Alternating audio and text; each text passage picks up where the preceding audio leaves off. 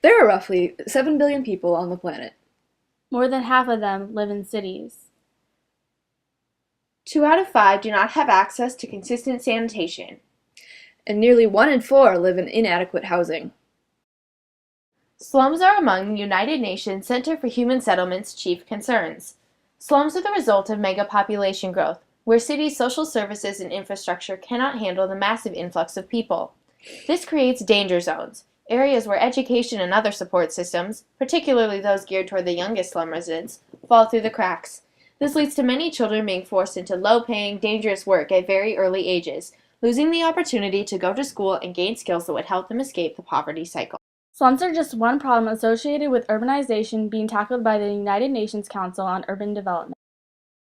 Today we'll be exploring the role of this UN department in combating urbanization issues.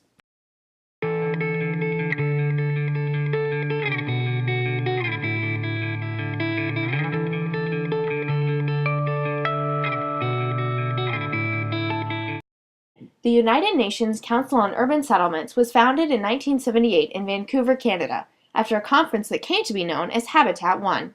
For the first 20 years of its existence, the program and others like it tried in vain to prevent the issues associated with massive urban population growth.